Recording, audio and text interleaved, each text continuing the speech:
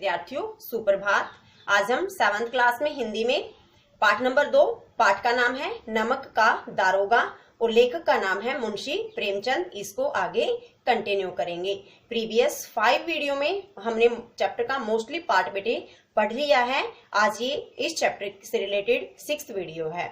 इससे पहले हमने पढ़ा कि मुंशी वंशीधर जो दारोगा बन जाते हैं नमक के विभाग में, वे पंडित अलोपीदीन को नमक का गलत तरीके से व्यापार करते हुए पकड़ लेता है और उसे हिरासत में ले लेता है। लेकिन पंडित अलोपीदीन उस कस्बे के सबसे प्रतिष्ठित जमींदार थे, तो वह धन के बल पर जज और वकील सबको खरीद लेता है और नतीजा निकलता है कि पंडित अलोपीदीन जीत जाते हैं, मुंशी वंशीधर की हार होती है।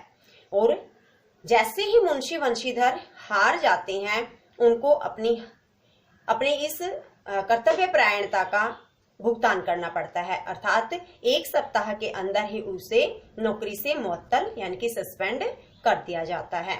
जैसे ही वो घर आते हैं तो इनके पिताजी काफी गुस्सा करते हैं। इनकी पत्नी भी इनके साथ अच्छे से बातचीत नहीं करती है और काफी इनको दुख हुआ इस बात का कि परिवार के लोगों ने भी इनका साथ नहीं दिया। लेकिन 1 सप्ताह ही बीता था कि पंडित अलोपीदीन अपने सजे हुए रथ पर सवार होकर मुंशी वंशीधर के घर आ जाते हैं और मुंशी वंशीधर से कहते हैं कि मैंने जो गलती की मुझे उसका बहुत पछतावा है। उस दिन आपने मुझे हिरासत में लिया था, लेकिन आज मैं खुद आपकी हिरासत में आया हूँ। मैं आपसे प्रार्थना करता हूं कि मैं जो कागज आपको या पत्र आपको दे रहा हूं, आप अपने हस्ताक्षर उस पर कर दीजिए। तो पंडित अलोपीदीन यह कहते हुए एक पत्र मुंशी वंशीधर को दे देते हैं। और उस पत्र में क्या लिखा था? उस पत्र में लिखा था कि मैं आपको अपनी समस्त जायदाद का स्थायी मैनेजर नियुक्त करता हूँ। मुंशी वंशीधर उसे पढ़ते हैं तो उन्हें बहुत दुख होता है कि मैं शायद इस पद के योग्य नहीं हूं, क्योंकि मैंने तो आपको यमुना नदी के किनारे हिरासत में लिया था। लेकिन पंडित अलोपीदीन उसे बार बार रिक्वेस्ट करते हैं और उसे अपनी समस्त जायदाद का स्थायी मैनेजर नियुक्त करते हुए 6000 वार्षिक वेतन, घोड़े गाड़ी, रहने को बंगला, नौकर चाकर मुफ्त, मतलब उनको बहुत सारी सुविधाएं देते हैं। तो बेटे इस पाठ से हमें प्रेरणा क्या मिलती है? इस पाठ से हमें प्रेरणा मिलती है कि सच्चाई का रास्ता थोड़ा कठिन जरूर होता है, लेकिन अंततः जीत सच्चाई की ही होती है। तो चलिए आज चैप्टर को कंप्लीट रीड करते हैं। देखो बेटे चैप्टर को। पंडित अलोपीदीन वंशीधर से क्या कहते हैं कि दारोगा जी, इसको खुशामद मत समझिए। खुशामद करने के लिए मुझे इतना कष्ट उठाने की जरूरत नहीं थी। उस रात को आपने मुझे अपने अधिकार बल से हिरासत में लिया था, किंतु आज मैं स्वेच्छा से आपकी हिरासत में आया हूँ। लेकिन आज मैं स्वेच्छा यानी कि अपनी इच्छा से आपकी हिरासत में हूँ। मैंने हजारों रईस अमीर देखे हैं, मैंने बहुत सारे अमीर लोग देखे हैं। हजारों उच्च पद अधिकारियों से काम पड़ा, बड़े बड़े पद पर बैठे हुए अधिकारियों से काम पड़ा, किंतु मुझे परास्त किया। तो आपने परास्त करना होता बेटे हराना, लेकिन मुझे आपने ही हराया है। मैंने सबको अपना और अपने धन का गुलाम बनाकर छोड़ दिया। मैंने सबको अपना गुलाम बनाया और अपने धन का गुलाम बनाया। मुझे आज्ञा दीजिए कि आपसे कुछ विनय करूं। आप आज्ञा कीजिए कि मैं आपसे कुछ प्रार्थना कर सकूं। वंशीधर ने अलोपीदीन को आते देखा तो उठकर सत्कार किया, किंतु स्वाभिमान सहित। वंशीधर ने अलोपीदीन को जैसे ही अपनी तरफ आते देखा तो वे खड़े हो जाते हैं, उनका सम्मान करते हैं, लेकिन स्वाभिमान के साथ, झुक कर नहीं, स्वाभिमान के साथ। क्यों बेटे? क्योंकि ये बात तो मुंशी वंशीधर भी जानते थे ना कि पंडित अलोपीदीन ने गलत तरीके से व्यापार किया है, और अलोपीदीन भी इस बात को मानते हैं कि वंशीधर अपनी जगह सही थे।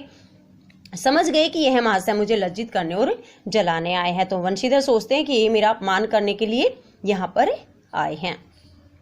क्षमा प्रार्थना की चेष्टा नहीं की, माफी मांगने की कोशिश नहीं की, बल्कि उन्हें तो अपने पिता की है ठकुर सुहाती की बात असह्य सी प्रतीत हुई। बल्कि उन्हें तो अपने पिता की जो ये चापलूसी भरी बातें थी, जो उनकी खुशामद कर रहे थे पंडित अलोपीदीन की, यह बात असहनीय प्रतीत हुई।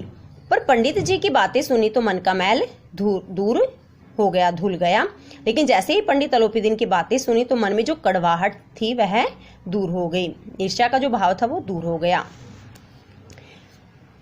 पंडित जी की ओर उड़ती हुई दृष्टि से देखा, एकदम से देखा और पलके नीचे कर ली। सद्भाव झलक रहा था, उनकी आंखों में सद्भावना दिख रही थी। गर्व ने अब लज्जा के सामने सिर झुका लिया। जो गर्व था वह उस शर्म के सामने सिर झुका लेता है, अर्थात मुंशी वंशीधर पंडित अलोपीदीन के सामने झुक जाते हैं। शर्माते हुए बोले, यह आपकी उदारता है जो ऐसा कहते हैं। क्या कहा था उन्हें कि उस दिन आपने मुझे अपनी हिरासत में लिया था, लेकिन मैं आज खुद आपकी हिरासत में आया हूं। मुझसे जो अविनय हुई है उसे क्षमा कर दीजिए। तो वंशीधर जी कहते हैं कि मुझसे जो कुछ अविनय मतलब बुरा व्यवहार जो आपके साथ किया था मैंने, उसको आप माफ कर दीजिए। मैं धर्म की बेड़ी में जकड़ा हुआ था, क्योंकि मैं उस वक्त कानून के पंजे में था, कानून का रखवाला था। नहीं तो वैसे मैं आपका दास हूँ, नहीं तो मैं आपका सेवक हूँ। जो आज्ञा होगी वह मेरे सिर माथे पर, जो आप मुझे आज्ञा देंगे मैं उसे स्वीकार करूंगा, सम्मान दूंगा।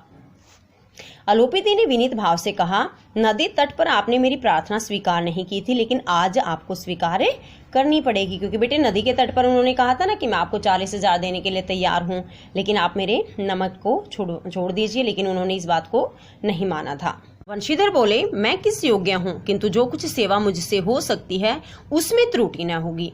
वंशीधर कहते हैं, शायद मैं इसके योग्य नहीं हूँ, और जो मैं आपकी सेवा कर सकता हूँ उसमें कोई त्रुटि नहीं होगी, उसमें कोई कमी नहीं होगी।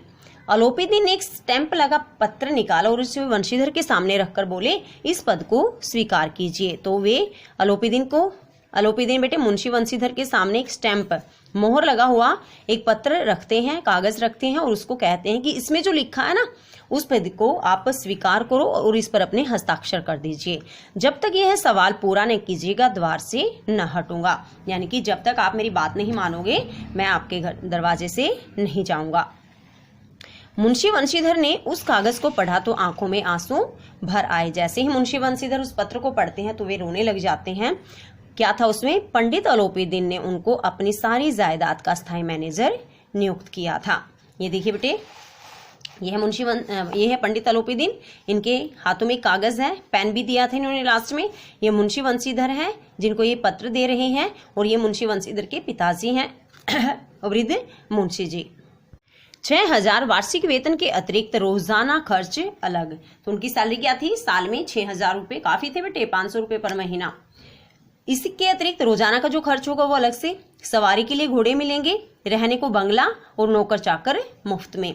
कंपित स्वर में बोले, कंपित यानी कांपते हुए स्वर में कहते हैं, पंडित जी मुझ में इतनी सामर्थ्य नहीं कि आपकी उदारता की तारीफ कर सकूं, कि मेरे अंदर इतनी शक्ति नहीं है कि आप जो दया मुझ पर दिखा रहे हो मैं उसकी तारीफ कर सकूं।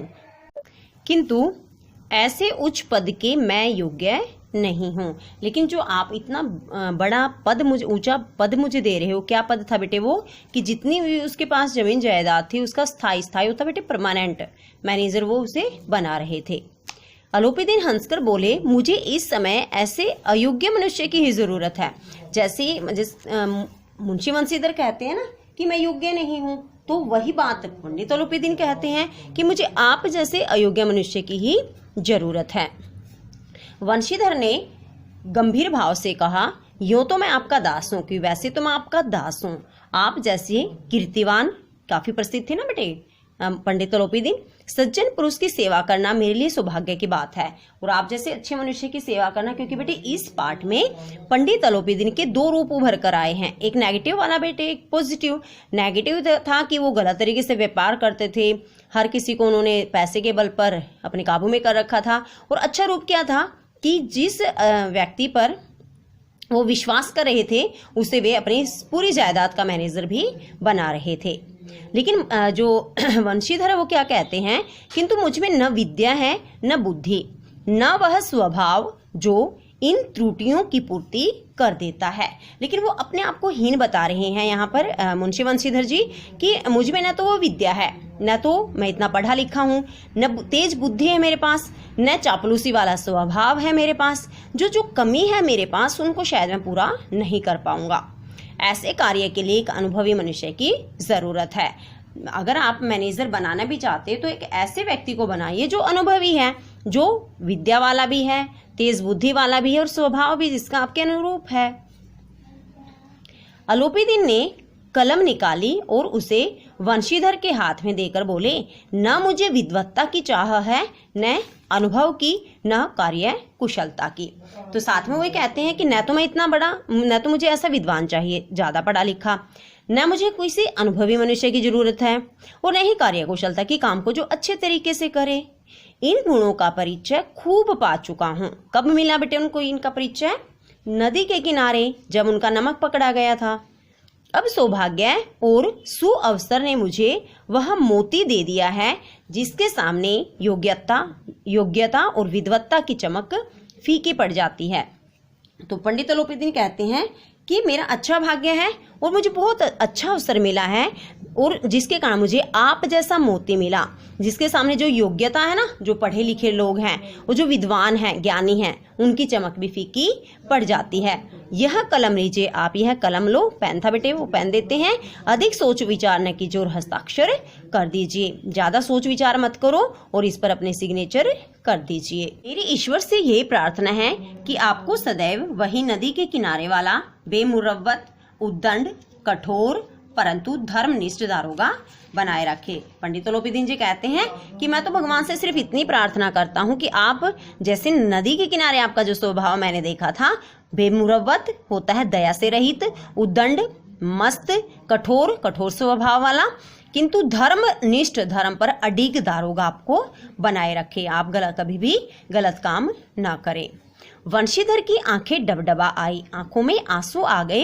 हृदय के संकुचित पात्र में इतना एहसान न समा सका। हृदय का छोटा सा जो पात्र था, यानी कि काफी गरीब थे ना बेटे, तो इतना बड़ा एहसान की, इतना सुप्रसिद्ध मतलब जो व्यक्ति है इस कस्बे का, वो मुझे मैनेजर नियुक्त कर रहा है। एक बार फिर पंडित जी की ओर भक्ति और श्रद्धा की दृष्टि से देखा और कांपते हुए हाथ से मैनेजरी के कागज पर हस्ताक्षर कर दिए। एक बार फिर पंडित जी की तरफ वे भक्ति से, सच्चे मन से और श्रद्धा से देखते हैं और हाथ कांप रहे थे उनके, लेकिन फिर भी उन्होंने जो मैनेजरी का कागज था उस पर सिग्नेचर कर दिए। अलोपीदीन ने प्रफुल्लित होकर उन्हें गले लगा लिया। अलोपीदीन काफी खुश हुए, उन्हें काफी खुशी मिली और वे उनको गले लगा लेते हैं। इसके रिलेटेड बेटे 4 क्वेश्चन मिले थे बीच में। कर्तव्य प्रायणता का दंड किन्हें और किस रूप में मिला था? कर्तव्य प्रायणता का दंड मुंशी वंशीधर को मिला था क्योंकि उन्हें उनकी नौकरी से मुअत्तल करवा दिया गया था। गर्व ने अब लज्जा के सामने सिर झुका लिया। इस कथन का क्या अर्थ है? इसका अर्थ है बेटे कि मुंशी वंशीधर अब पंडित अलोपीदीन की तरफ नर्म स्वभाव से देखते हैं। पंडित अलोपीदीन वंशीधर के लिए कौन सा प्रस्ताव लेकर आए थे? पंडित अलोपीदीन वंशीधर को अपनी समस्त जायदाद का स्थायी मैनेजर नियुक्त करने के लिए आए थे। पंडित अलोपीदीन की दृष्टि में वंशीधर की सबसे बड़ी योग्यता क्या है? अभी हमने ऊपर वाले पैसेज में पढ़ा ना, ये वाला पार्ट, कि वह आप सदैव बेमुरव्वत, उद्दंड, कठोर लेकिन धर्मनिष्ठ दारोगा आप बने रहो। तो बेटे आज हमारा चैप्टर नंबर 2, चैप्टर नेम नमक का दारोगा, टोटली कंप्लीट रीडिंग में हमारा हो चुका है। कल हम इस पार्ट के मौखिक क्वेश्चन आंसर स्टार्ट करेंगे।